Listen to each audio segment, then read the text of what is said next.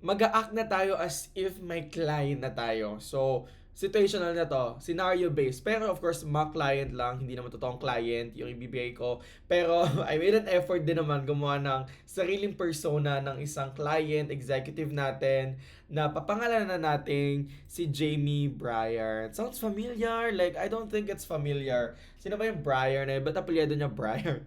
So, si Jamie Bryan ay founder and CEO ng Bryan Incorporated. So, since nakita nyo ngayon na ang focus natin, because I've been doing some tutorials about calendar management, so we're going to focus on calendar management first for now, hanggang sa maunti-unti natin yung iba't ibang mga sample task for executive assistants, to be specific.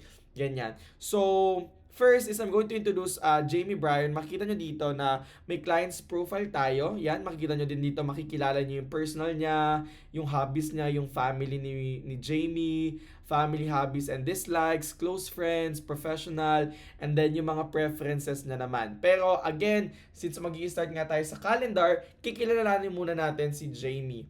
So, for now, makikita nyo na si Jamie daw ay founder and CEO ng Bryan Incorporated. O, di ba? And then CEO and founder din siya ng, yan, ayun nga, since 2019, of course, present. And then naging Chief Technology Officer siya ng Innovatech Solutions. Saan kaya yung Innovatech na yan? So, i-research nyo na ang kanyang LinkedIn. Lead software developer. Guys, itong lahat na makikita nyo ay mga mock lang, sample lang, wala pong katotohanan yung mga details dito. Lead software and developer sa tech front enterprises. So makikita nyo na very tech talaga to si Jamie. Software engineer intern din siya sa Codecrafters International. Yan. And then education naman, nag-aral daw siya sa Stanbridge University and computer science yung tinake niya. Nag-masters din siya sa Eastwood College. So, technology entrepreneurship naman yung kanyang tinake. And then, ito naman yung mga recent projects niya, volunteer activities niya. There you go. And then, personal. So, pakikilala muna natin si Jamie. Sino ba talaga si Jamie? So, personal ay si Jamie daw. Ang hobby niya daw ay tatlo. So, baka madagdagan pa to in the future. Yan. So, piloting drones, cooking, marathon running, ayun daw yung mga hobbies ni Jamie. So, what about the family details? So, yung pangalan ng wife ni Jamie is Emma Bryan. And then, may tatlo siyang anak. So, ipapakilala natin sila soon. So, si Lucas, si Mia, si Ethan. And then, meron siyang cat. Ang pangalan ay si Whiskers. And then, may dog din siya na ang pangalan ay si Scout. Yan. Makikilala natin sila soon.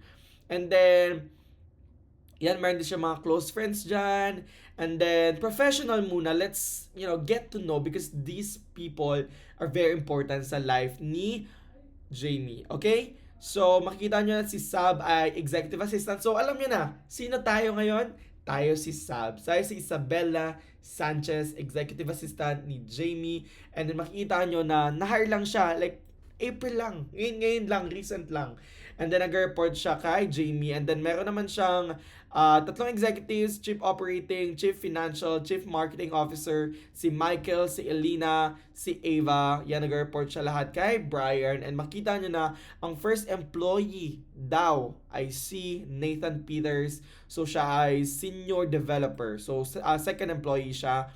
And yeah, makita nyo yan, yung details about Jamie. So, why is this important? Because you have to, of course, consider the people na nasa paligid or stakeholders na nasa paligid ni Jamie o ng client natin. And sa next video, guys, abangan nyo na we're going to plot the calendar talaga ni Jamie. So makikita nyo na ito yung pasilip lang, ito yung mga recurring meetings or recurring events na meron si Jamie sa kanyang calendar. Pero since nakikita nyo, we're going to start from scratch and abangan nyo yan, guys, sa next video natin.